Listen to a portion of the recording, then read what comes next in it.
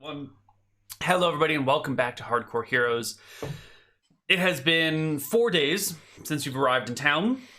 Van Helsing has had the run of the castle for a while. You've been invited to all the dinners. You've been given a place of honor at the table next to the husband, the crown prince. His wife is still like resting and recuperating from a long labor, so you get to sit in her spot. And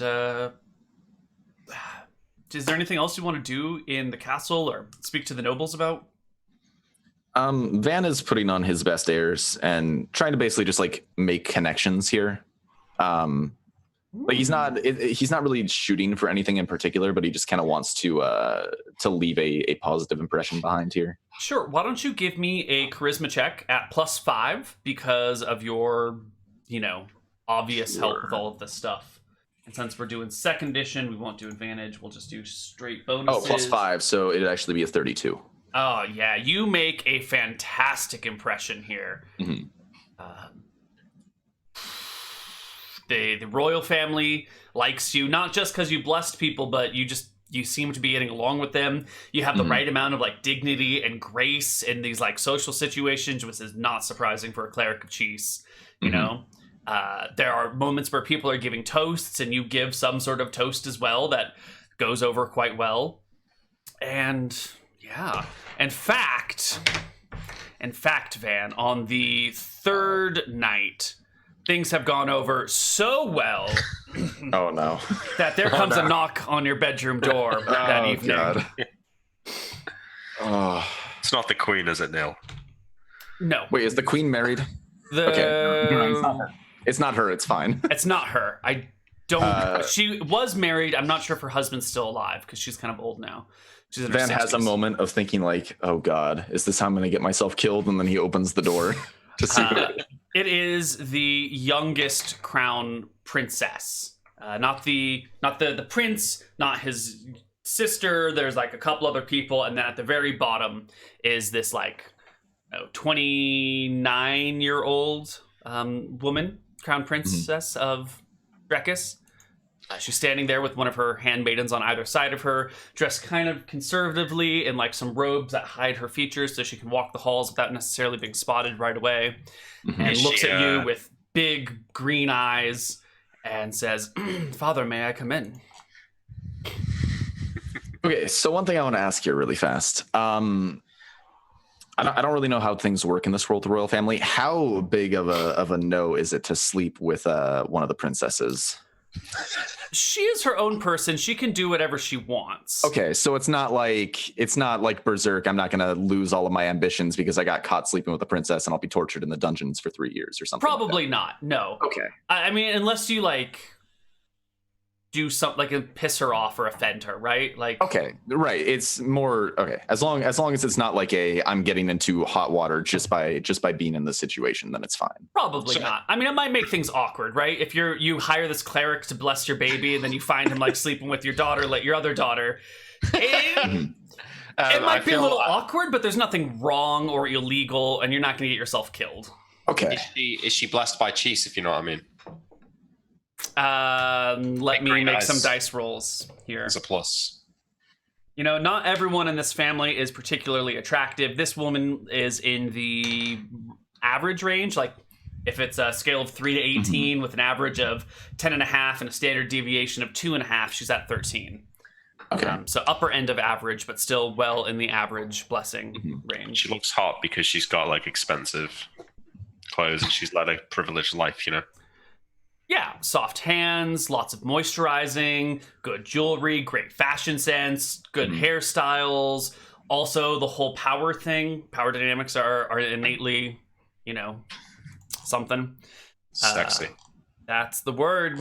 That's the word. All right. So with that in mind, Van will say, "Of course, come in. What can I do for you tonight?" Oh, I had a line. Oh shit, I had a really cheesy line that I was going to use and I forgot it. She comes in and has looks for a spot. There's not much room, so she just sits on the end of the bed and says, "I would like to thank you for everything you've done for my family. But there's one last favor the crown needs of you? Name it, and it will be done.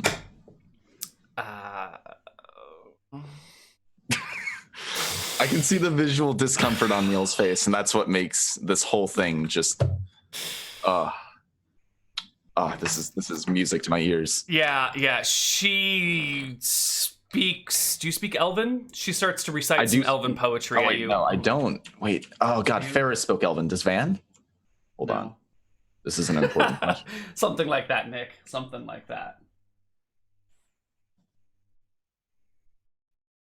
I think Van speaks Dwarven, actually. And rudimentary halfling. So yeah, I might, if it's like a famous poem, though, I might recognize it. Give me a charisma check to see if you recognize it, because it is a famous poem.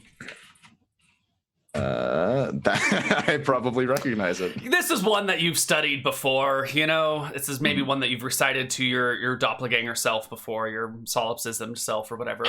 And it speaks about the forbidden love between, you know, this elven noble and this half-elf from another area. And even though there's nothing that could ever come of them, and there's no like real point in them being together, there's an innate attraction between them that's magnetic, and they couldn't find themselves not staring at each other. And she, you know, gets through the whole poem and then looks at you, their head cocked to the side, and asks if you speak Elven. I speak enough, and then Van will walk forward, and I think we can fade to black. We can fade to black from here. Perfect. Good. All right. Great. I'm gonna make her make some checks now. We'll see what happens. You should marry her, Van. I don't think I can. Really? I think it'd be like, apparently sleeping with them is one thing, but I think marrying into nobility is pretty hard. Yeah, but you're a high-level cleric who blessed that door. I feel like. Yeah, but he's not a noble, right? He's a commoner. Even though he's because marriages are as much about making connections and alliances between royal or noble families. That said, she is the youngest daughter. You know, low level. You could all but ask, though. I mean, what else can you do? Ask for this lovely maiden's hand. I don't think Van is going to pursue that because he's not, again, not huge on bureaucracy. not looking to chain himself down to a palace for his days. He's more of a. I think he's okay with not being in the nobility. He's a rolling stone. He's you a can't rolling tie him down. But there will be soon 2 blessed children of Cheese hanging out in this castle. Oh God, I didn't think of that. Yep. He's got I rolled for it. Oh God. Yep. He's You very won't know. violent. You won't know, but it'll be there one day.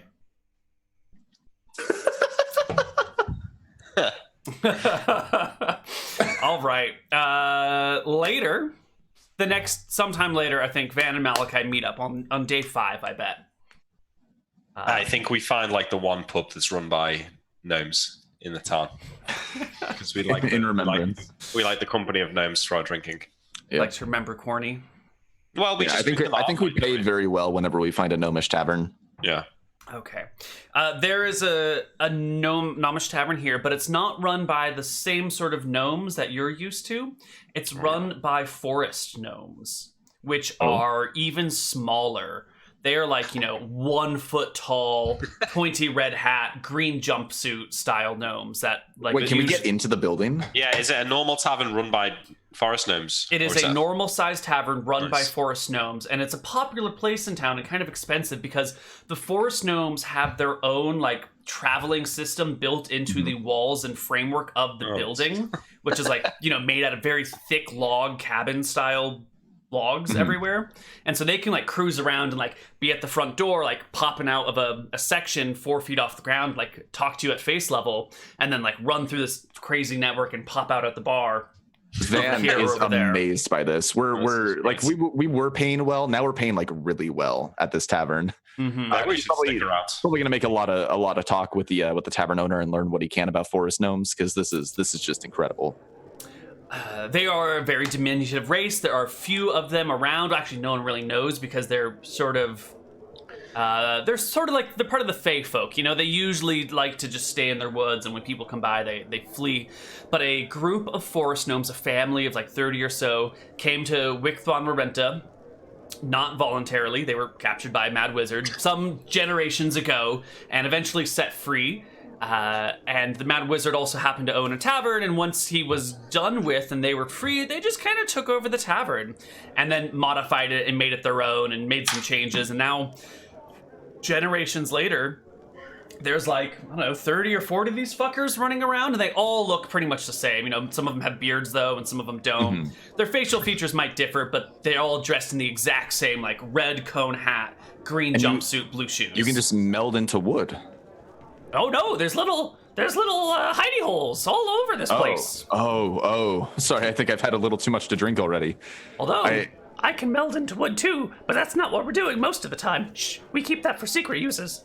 Oh, don't worry, I can meld into stones sometimes. It's actually, Oh, have you ever been a tree though? Huh? I can be a tree whenever I want. Come outside with me really fast. He will go inside the wall, down some ladders, and pop out that ground floor. And he like sticks really close to your ankle. You'll notice like he's trying to make sure no one steps on him when he's so low that you can't see him. And yeah, I find like a nice garden or something, and I say you should get a little bit of distance here. And Van is just gonna turn into, he's gonna cast his 4th level Greater Tree spell.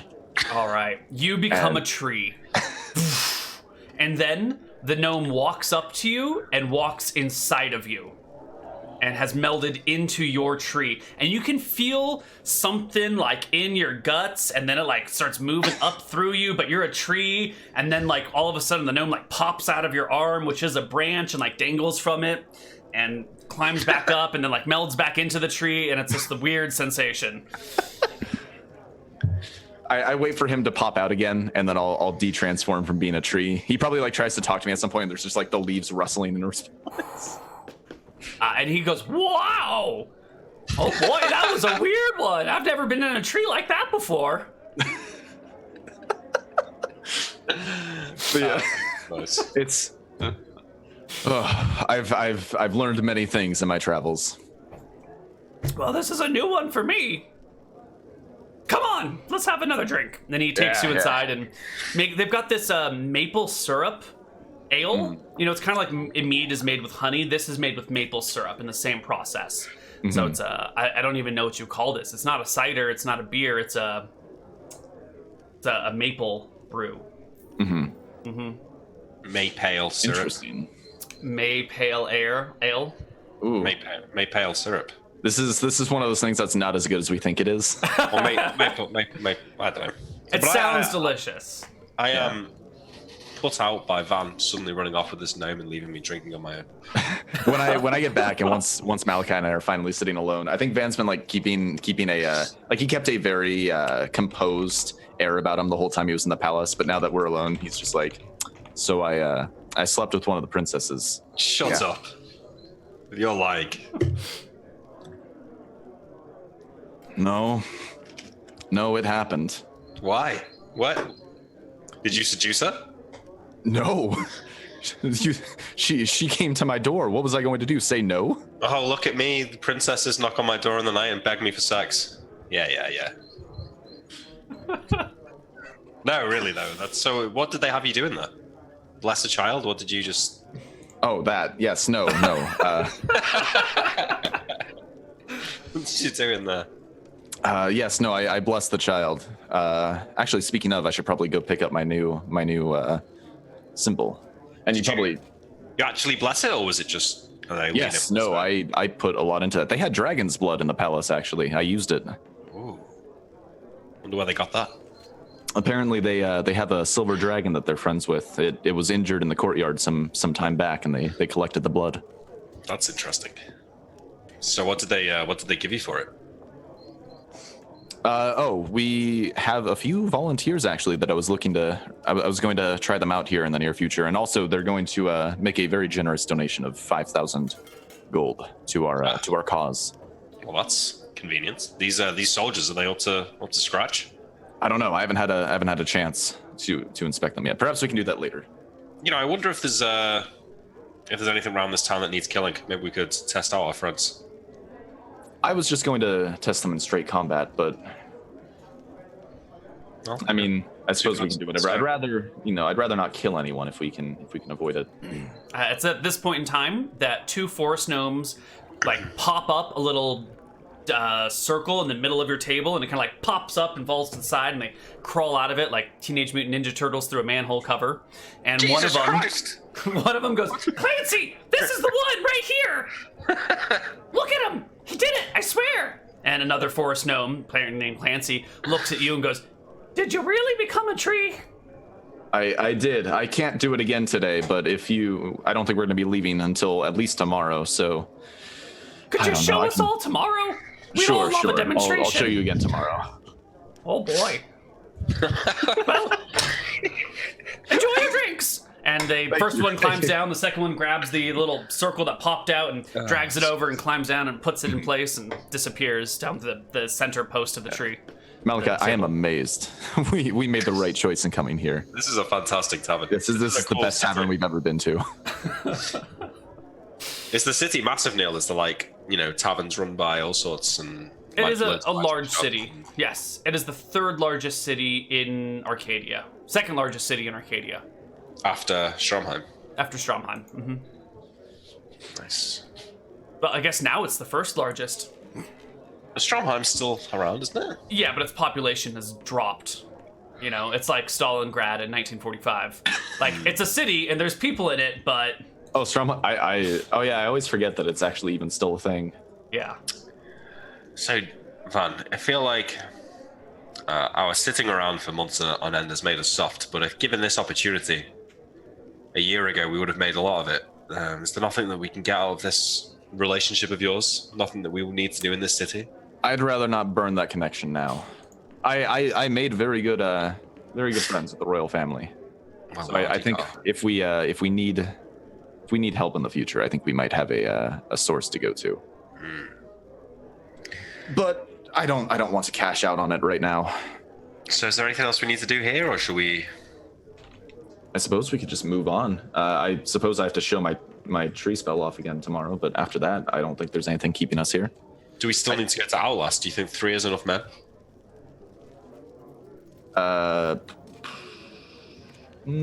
Yeah, because the scroll that you made, the one that can protect us from breath weapons, it's only about 10 feet wide, isn't it? Mm-hmm. I don't think we can handle much more than 2 or 3 additional bodies with us. So if these guys are competent, then we head back to Bontheris and We get started. we prepare for the incursion. I think we're currently missing a way into the Shadow Realm, but we could certainly do some investigation around Heatstroke. That's a very dangerous proposition. Even Joris can't scry into Heatstroke at this point. Yeah, I remember him saying that. But we could go on foot, though. You think there's any way we could free Georg from that stone prison of his?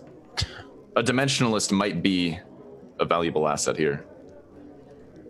I think such magic exists, but it's beyond me, and I don't know what you know about Gorgons, but I find it very unlikely that Hold on. Georg's still around. There's a stone speak spell. Do I know it?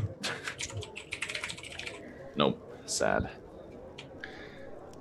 I think that particular ship may have sailed, as much as it hates me to give away such Tyrus Bellows' sword.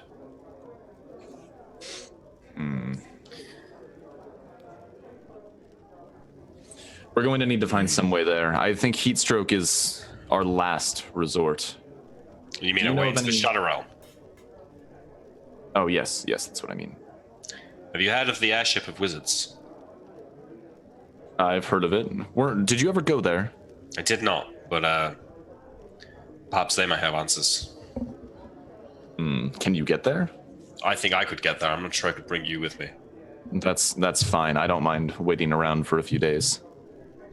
It depends where it is. It moves around. I don't suppose it's above Wickthron Renta, is it, Neal? What is above Wickthron Renta? The airship? Yeah. You're not going to be able to see it if you just look for it with your eyes, right? It's the sort of thing that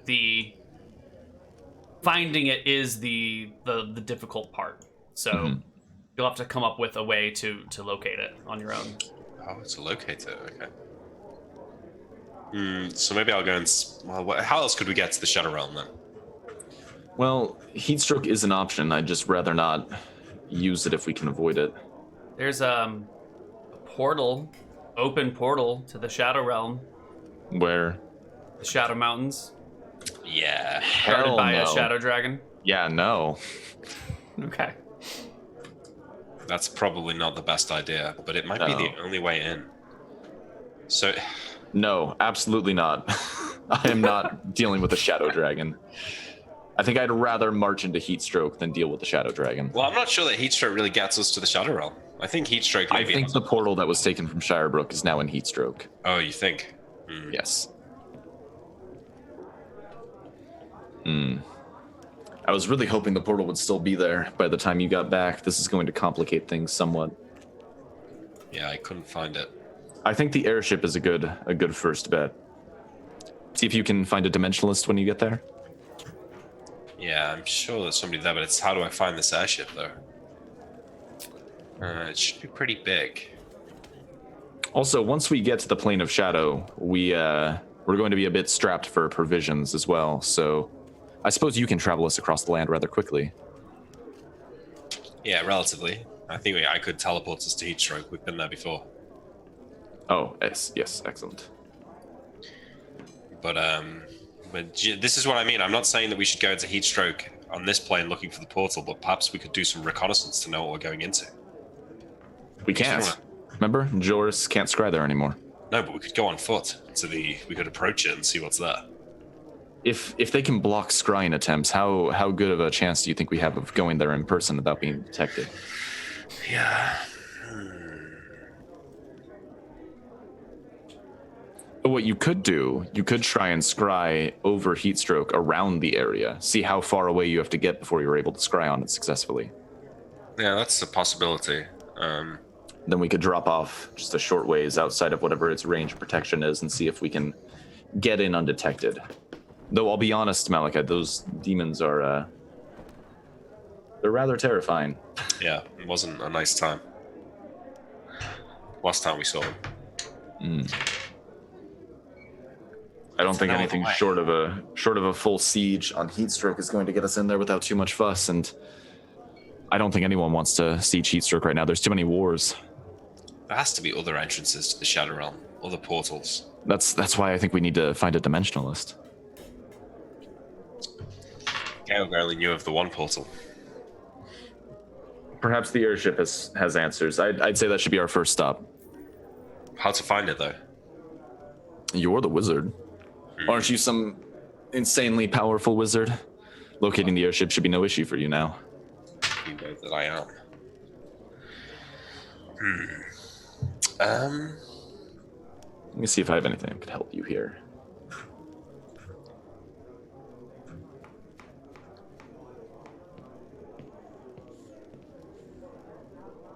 I guess, outside of just clairvoyance from really high up in the sky and polymorph selfing and flying around a bit. How fast does the ship move? Let me, I wonder if I spoke to a wizard in town. Perhaps somebody here knows where it is. That it's got to be knowledge to some wizards. If one had been there, it's possible that they could have tracked its location. How fast does it move? I mean, I don't know. Pretty Does quick. it change direction very often? I think so, yeah. It moves around at random. That's kind of its shtick, I think. Hold on. Oh, never mind. I think I can make it work. They may have warding against scrying from arcane magic, but what do you think about divine magic? I believe they definitely have warding from scrying and from teleportation. But from the divine? I mean, if I was them, I'd make sure it covered both. But How much interest do you think clerics take into that ship normally? I think it's worth a shot. It couldn't hurt. Tomorrow I can attempt to divine its location for you. That's true. All right. Well, if you want to do that, I'll go and speak to the halfling wizard that I met Sure. already and see if he knows where it is or knows any way to find it. Perfect. I'll see if I can come up with anything else just to better our odds.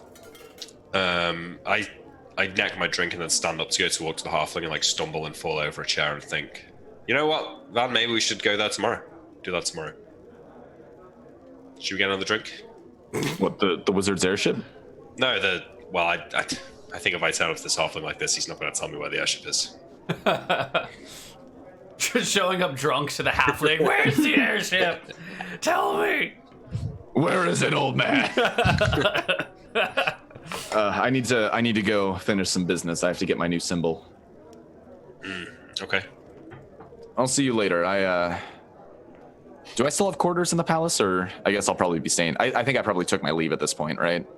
You have quarters for as long as you're in town, and as an honored guest, anytime you come through town, they will probably be happy to put you up if you stop by. Will they be happy to put me up with it if I? I think Van tries to talk you out of going to the palace. He says, "No offense, Malachi, but you can be rather abrasive at the best of times." Yeah, I know how it is, man. Too good for me now. It's fine. I'll go stay. Like that. I'll go and stay in the tavern with the dogs and the You can get a nice tavern, Malachi. It's not that hard. No, yeah, go and stay in the palace. Have fun. I look around. Have fun shagging the princess. I don't care. And I leave. I go back to the tavern I was staying. All right. When you get back to the palace, Van, you first off, when you get back to your room, there is a nice scarf tied to the bedpost in your bed. That was definitely not there when you left. That? It was not there when you left, but it's been put there since. And by the scent of it, you can recognize its owner. And once you do whatever it is that you came back to do, set your gear down or whatever, wash your face, a servant arrives, as if they'd been waiting for you, and tells you that your new there are 3 warriors that the youngest, that the oldest crown princess has found for you, and they are waiting for you whenever you would like. Interesting. I'll go see to them right now. Okay. They are assembled in sort of a small parlor, like off to the side. It's maybe not the nicest parlor. It's the sort of one of these places where you might have people meeting, but not the actual royal family shows up here. And there are 3 people before you. There is an elderly woman.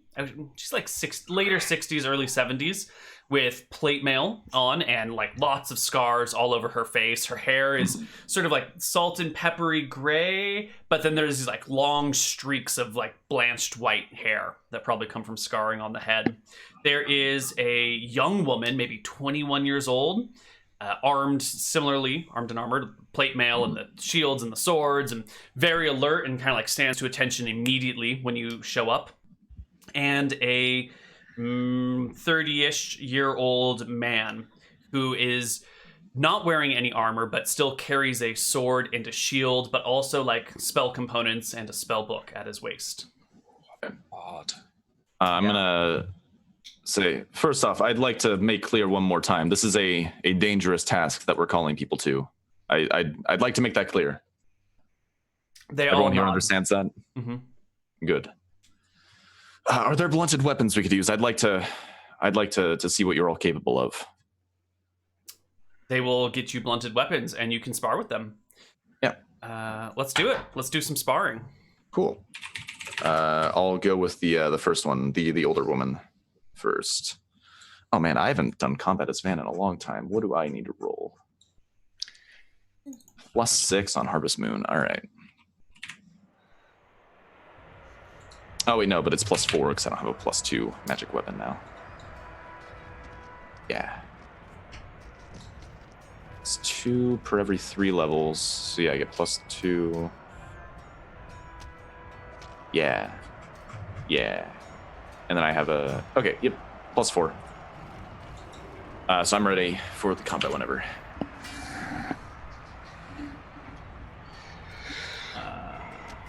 Sure, I'm just making notes of their stat blocks. Mm-hmm. Let's see, plate mail is what, like 19 AC? I think I have 21. I'm trying to figure out theirs. Yeah, no, hers it's default 19 for full plate. If it's plate mail, I think it's 18. Okay, it's gonna be full plate with a shield. So 19 and 3 is gonna be 22. She's got full plate. That's wow. the greatest gift of all. Mm-hmm. Just kill her. Thank you, royal family. You have enough money to buy plate mail. Yeah. What is even the? I suppose. You can literally buy our own full plate. Okay, so she's up first, and let's just do a quick initiative roll, and let's see how this plays out. All right, you beat her. She's old, maybe a little bit slower than she's used to. I don't hit her. Not with 22 AC. Not in the slightest. Harvest Moon comes and clatters and falls to the side. She takes a swing at you and rolls a 29, which crits. Oh yeah, no. So I take a bunch of temporary damage there, and I think like right after that, I call the combat. I say, okay, that did not take long. You are wow. I think I give her like a quick bow of respect for that. She bows back to you and hands the blunted weapon over to the youngest knight, the one that's got to be in her early 20s, maybe even late teens. Stiff, upright one who gives you a quick salute and then instantly hops into combat, like right away. Cool. Not even waiting for you to finish your salute. She goes first and takes her first swing with... Ooh, I didn't finish her stat block. Hold on.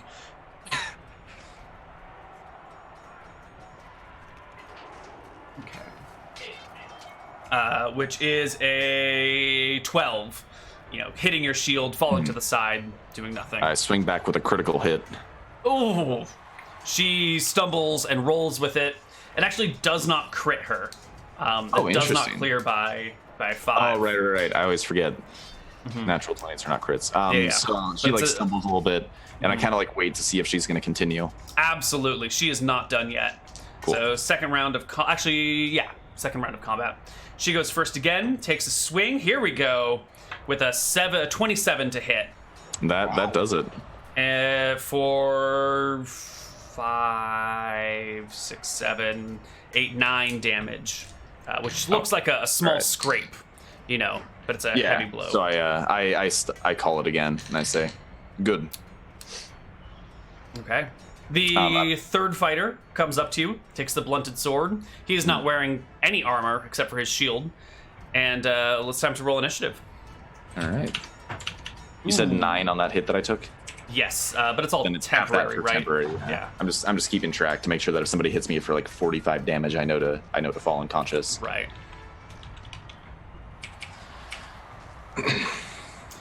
He rolls a 10 on initiative, this last guy. He's probably going to block that first one. Is the 8 your initiative roll? No, that's my attack roll. You should roll a d20 then. I did. That's a d10 plus 5. No, that was the 9. I rolled an 8 on the d20. Okay, then I think... Oh, is roll 20 lagging for you? Roll 20 must be lagging for me, because all I see is the d10 plus 5. I see. That's what I see as well. Oh yeah, I'm getting an interruption error. Okay, I rolled a d20 plus 4, and I got an 8. We can honestly, we can just tell each other our rolls at this point. Sure. Oh, now they're coming through. Yep. Oh, cool. So the blow completely misses. The fighter drops the sword, pulls out some colored sand, and color sprays you in the face. I don't think that can do anything to me. No, you're entitled to saving throw versus spell. Oh, yeah, I thought you were immune at a certain point. Maybe. I thought it only worked on people up to a certain hit die value.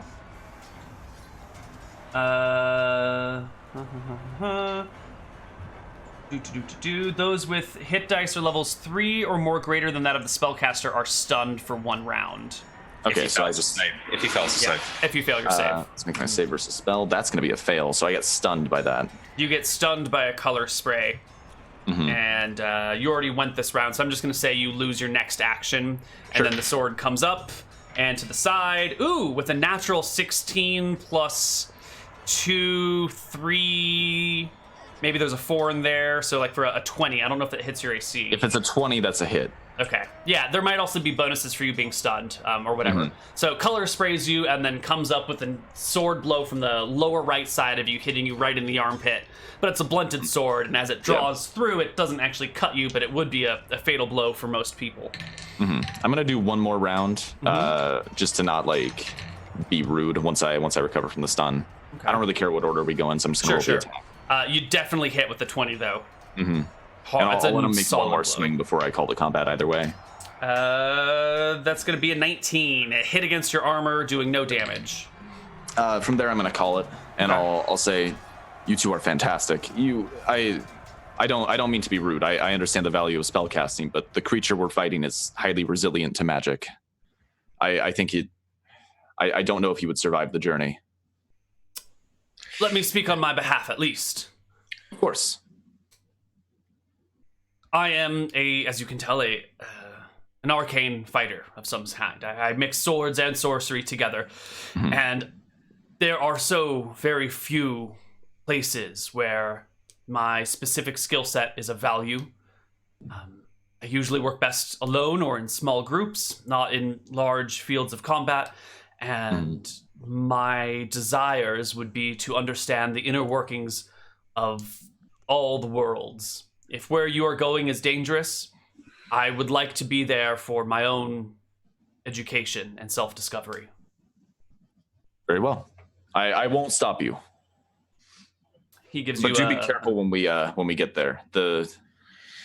I suppose there's no point in keeping it. It's a massive bull, but not like a normal one. It's think larger, somewhat metallic. It can breathe a noxious gas that can turn people to stone, though we have a method of circumventing that now. The reason we can't take very many is that our protection against it only works in a very small area. I shall study up on all such bulls. Do you have a name of this creature? I believe we went with Gorgon. Right. Anyways, we are currently working on a means of traveling to our location. It's, well, for full disclosure, it's on another plane. That's what I was hoping for. Yes. In the meantime, if any of you need a place to stay, we will make room for you in our manor back in Bontheris. But if you'd rather stay here, I can call on you when you are needed. They will travel with you back to Bontheris. They are in it Excellent. for the long run. The eldest one, the 80 or 68-year-old warrior, her backstory is that she is just looking for a good way to die. She's been doing shit her whole life. She's got no family left, and she doesn't want to die in a pointless war somewhere. If she's looking for a good death. And so a journey of unparalleled danger in order to save some souls that are lost is exactly how she would like to die. So she's signing up for this. The 5th level, she's 7th level, by the way. The 5th level fighter, who's 21 years old, is like a child prodigy who thinks she is the baddest, toughest shit around and is going up for the most dangerous thing possible because she just wants to be the baddest bitch about. And then we already talked about the 3rd level fighter wizard who's in it for the experience and the knowledge and that sort of stuff. All right. I give them a very vague idea of what we're doing. That there are a number of souls that have been captured by this demon, and that we're planning to capture it and rip them out of it to return them to Martha's cycle. And I say, so for those of you who are looking for your glory, for your good way to die, I think you found about as good of a method as you can find. They are all excited about this. None of these people have names. So if you would like to come up with names for your henchmen, we'll get around to that later. Yeah. Okay. Cool. At some point, I'm going to send a letter out. I don't remember what town it is. I have it in my notes somewhere, but I don't really want to look it up. To the cleric of, who was the soul cleric? Falumbra. That cleric of Falumbra, the one with the shrine in the other town. I'm going to send a letter to him asking if he has a spell that I could use to draw in a soul.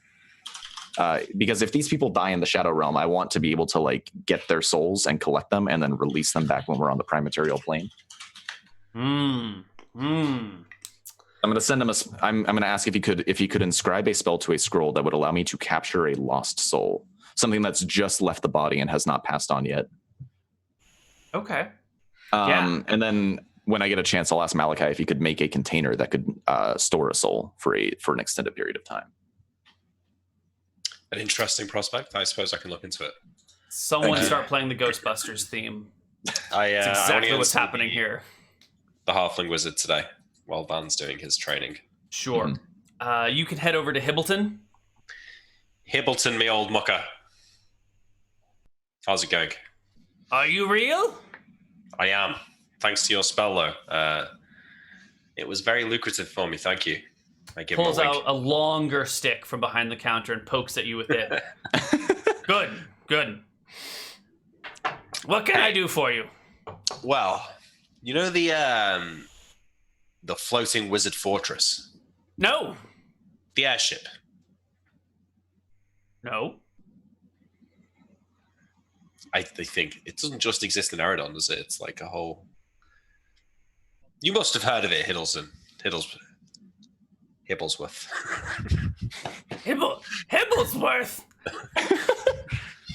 Hibblesworth. Don't. Hibbleton. Hibblesworth is my cousin. It's an airship of wizards. I've only heard of it. Have you not? It's where the most powerful mages in the world congregate. It's where dead mages congregate, but no, I've never heard of it.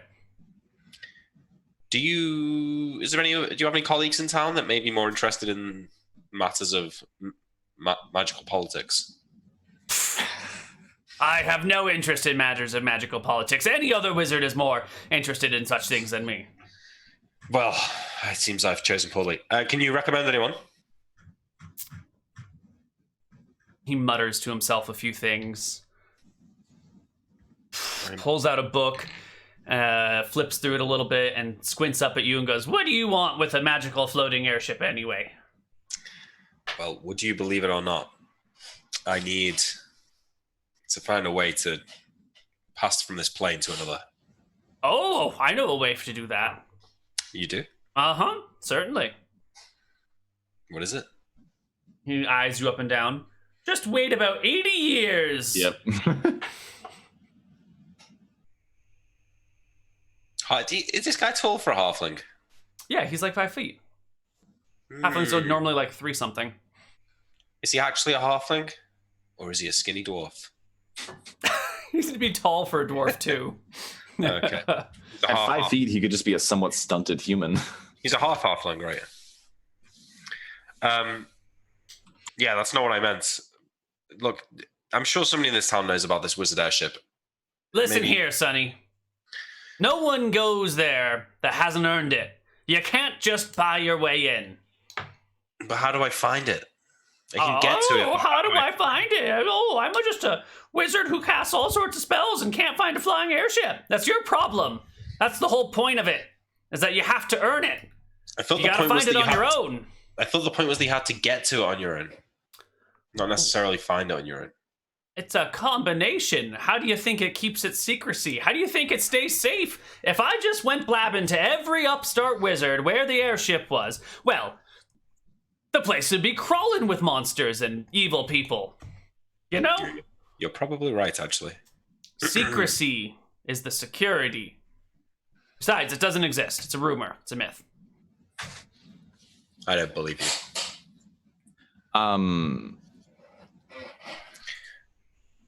Wait, though, do I want to just cast suggestion on this guy, or is that dangerous? Yeah, that's dangerous.